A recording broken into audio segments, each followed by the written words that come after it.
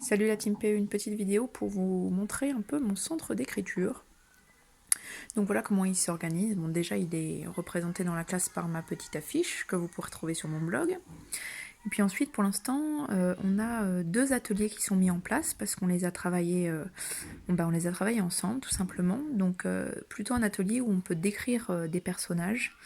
Donc vu qu'on a travaillé sur la description, ils peuvent soit décrire un extraterrestre, soit décrire des messieurs et madame.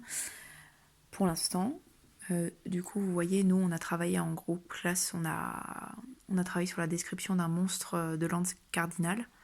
Et du coup, après avoir fait ça et après avoir vu comment on faisait pour décrire un personnage, ils peuvent le faire, enfin s'entraîner maintenant tout seul pour faire ça et ça. Voilà, et puis la finalité, ça a été de faire notre propre monstre et puis ensuite de le décrire. Et tout ça, c'est affiché dans le couloir, vu que c'est terminé à la vue des autres. Du coup, vous voyez, j'ai des petits référents pour s'aider. Donc là, on a les couleurs, le corps. Pour le début de l'année, j'ai pas mis trop de référents. Déjà, c'est pas si évident que ça pour eux de les utiliser. Donc je trouve que c'est amplement suffisant. Voilà, et puis alors la deuxième chose, c'est apprendre à écrire une liste. Du coup, je me suis servi du fait qu'on allait à la piscine pour faire avec eux une première liste de choses à apporter à la piscine.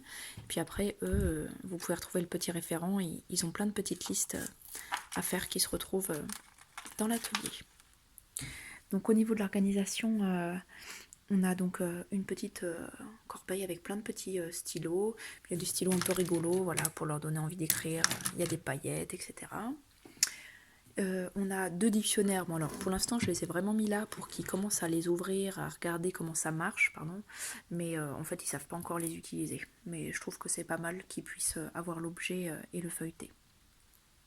On a aussi ce petit stylo où il y a plein d'idées de quoi faire au centre d'écriture. Il n'est pas de moi, je ne sais plus de qui il est, mais j'essaierai de le retrouver et de le mettre dans la barre d'infos. Ensuite, donc là, du coup, ils ont des feuilles de brouillon. Donc, c'est des feuilles que j'avais récupérées d'anciens cahiers pour éviter de faire du gâchis. Des belles feuilles, roses, de classeur ou blanches. Ici, c'est l'endroit où ils mettent leurs travaux à corriger ou qui ne sont pas finis. Donc, voilà, vous voyez là, il y en a un qui a fait Monsieur Caca. Voilà, il a décidé de l'appeler Monsieur Caca. Ça m'a fait rigoler d'ailleurs. Je crois que c'est celui-ci, Monsieur Caca, d'après lui. Mais c'est pas grave, il a raison. Voilà, on a un qui a fait un Monsieur Bavard. Voilà, ils se sont un petit peu inspirés d'un copain qui avait fini et qui avait mis en page comme ça. Du coup, on a dit que c'était pas mal et que ça pourrait être sympa d'en faire d'autres. Et puis après, on les affichera du coup dans le centre d'écriture. Là, c'est des feuilles de brouillon, des feuilles blanches, voilà. Où derrière, il y a du brouillon qu'ils peuvent utiliser. Et puis là, c'est du beau papier à lettres qu'ils peuvent utiliser une fois que j'ai corrigé leur brouillon pour donner une lettre un peu plus jolie. Donc, il y a plein de petits modèles différents. Voilà, bah écoutez, si vous avez d'autres suggestions à faire pour mon centre, n'hésitez pas à me le dire. Et puis sinon, j'espère que ça vous aura donné envie de faire un centre vous aussi et inspiré. À bientôt!